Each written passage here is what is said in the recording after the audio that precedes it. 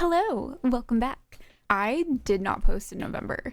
There were just so many things that I got caught up doing, and I broke my tripod. I still have not gotten a new tripod yet, so that's on the list.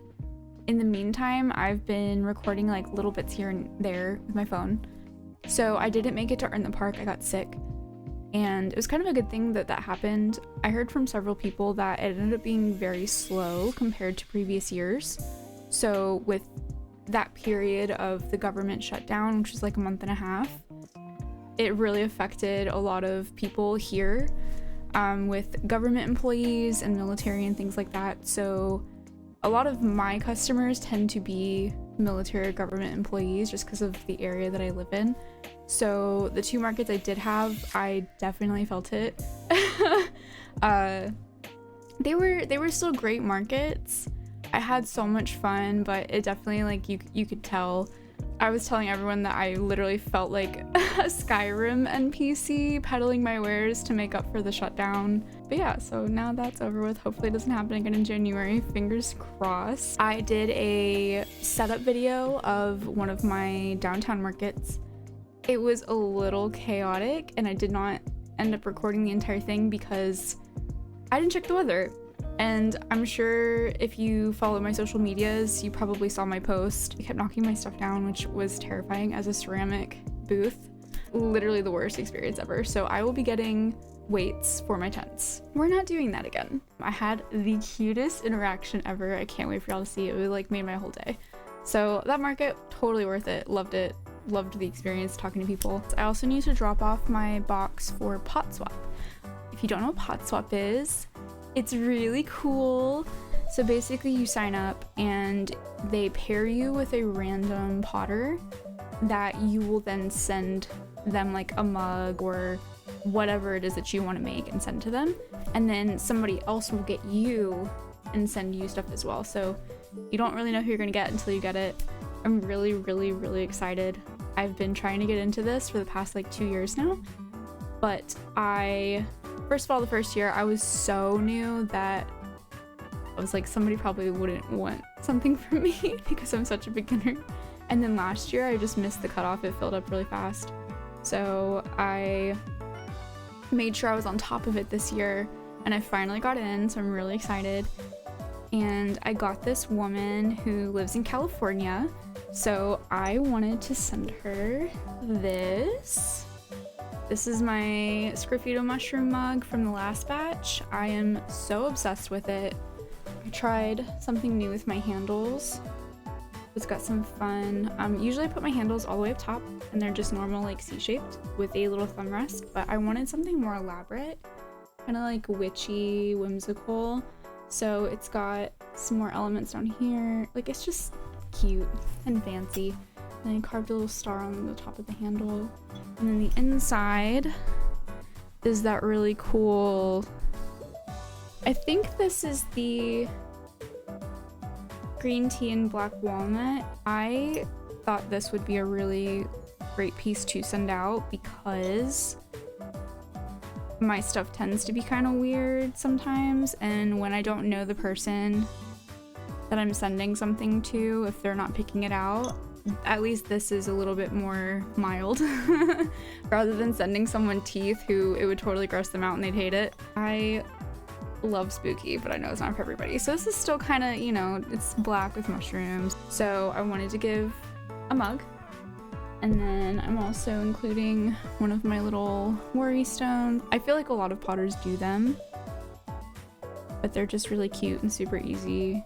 And it's the black glitter glaze combo that I like to do. So I thought it'd be really cute to kind of like go with the mug. And then I'm also including, I made this little bookmark. So it has my rubber block stamp carvings. Oh gosh, this blur. So I thought this would be really cool. They recommended you write a letter to explain, you know, your pottery journey, introduce yourself, things like that.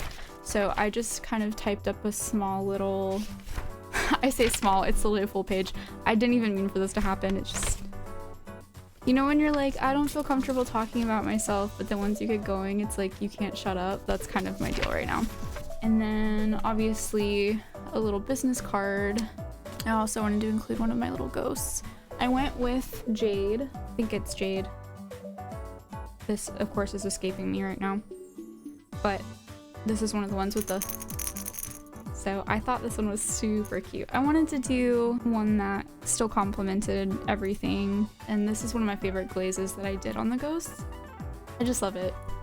That is my little care package. I think it's super cute, honestly, and I really hope she loves them. So I just have to package them now. If something gets broken, I will be so devastated. Hopefully not. I have tons of bubble wrap. I have tons of this stuff that I love to use at markets. And I have like the eco-friendly dissolvable peanuts.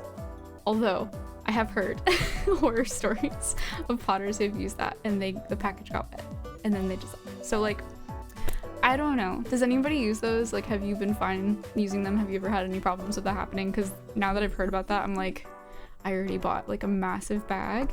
But I also, the thing with pottery and shipping is that you have to package the absolute crap out of your pieces and it's already using so much. Like, I don't want to contribute to more waste. So the dissolvable peanuts was kind of like super important to me. I'm sure it's fine. I'm sure it's fine. I'm gonna package these and drop this off as well. And then we got a bang trim appointment today because these are far too long. We rock the baby bangs in this house. Once they start touching my eyebrows, I'm like, okay, you gotta go. Maybe even some like little more piecey pieces. Who knows?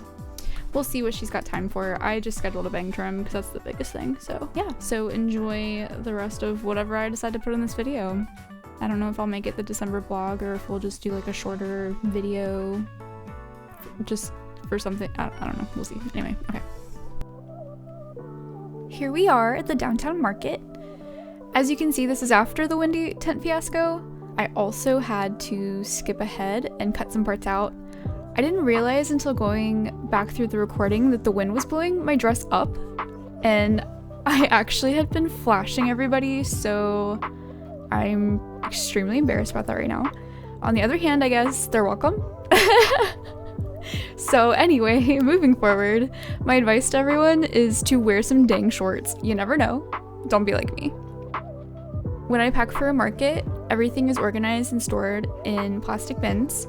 As of now, I have one bin for my product, one bin for all of my decor, crates and risers, and a smaller bin for scissors, tape, all of my signage, business cards. You get the idea. I take everything out of the decor bin first, and for the most part, we'll stick to the same setup. Occasionally, I'll play around and see what feels right for the vibe in the moment. But what's extremely important, even starting out at your very first market, is height. You have to make sure you display your product with height. I promise you this will make the biggest difference. I always notice people looking and pointing at my table, and more often than not, they'll actually come up to get a closer look. Having your product up high makes it easier for them to see when they're both standing away from and at your table. It's also just, you know, it's more visually interesting and inviting. You can start even with just wooden crates. They come in lots of different shapes and sizes. Honestly, whatever you can find. Also, don't skip out on the thrift or Facebook Marketplace. That black tiered shelf that's on that corner of the table, I got that from our local auction page. I think I maybe spent $20 on it. And as for those candlestick holders, those are literally from my bedroom. Like, I take them out for a market and then I put them back when I get home. So I literally will even pull from decor around my house because it fits the vibe of my brand. And I think it just, again, makes my booth look very unique and inviting. So honestly, you don't have to buy all new. Plus, I think it's more important to buy secondhand if you're not even sure you want to do markets. If you obviously do it a lot and you think it would be worth an investment to get a specific item, like, that's different, you know. This is also my first market with the new tablecloths, and oh my god, the fitted ones are such a huge improvement. Like, no wrinkles, say less. It just gives it an overall more polished look. So I'm really happy with that upgrade. I just take out all the pottery and throw it on the table. This honestly takes a while since it needs to be wrapped up safe enough for transporting. Louisiana roads are no joke, y'all.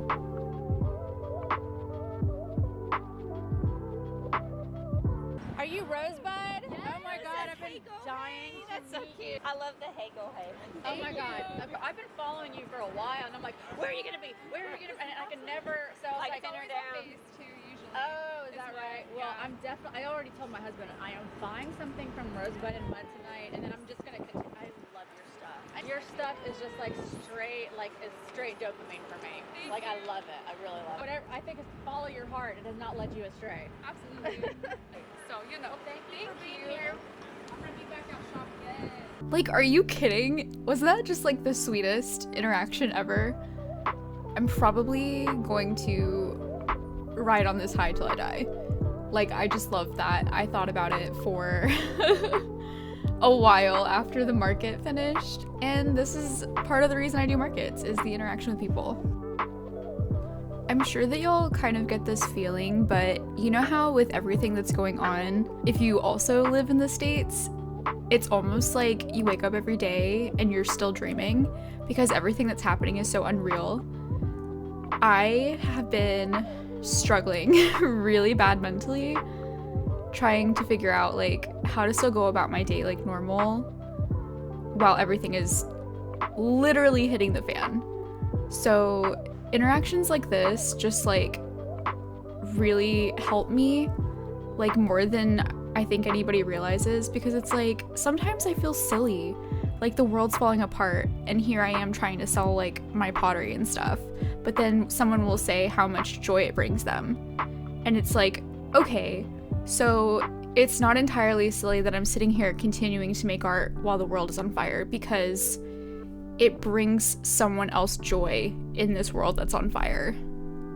So if anything, you know, that's one of the things that I can offer, and I can continue bringing those small bits of joy into the world. It just makes it worth it. Ta-da! I was really happy with this. Although, if you noticed, I already ripped my tablecloth. It's that little pocket at the bottom that you tuck your leg into. I kind of dragged it, so I'll just fix it with sewing, it's fine. But anyway, here's the really cute night view with all the candles on. Thanks for watching!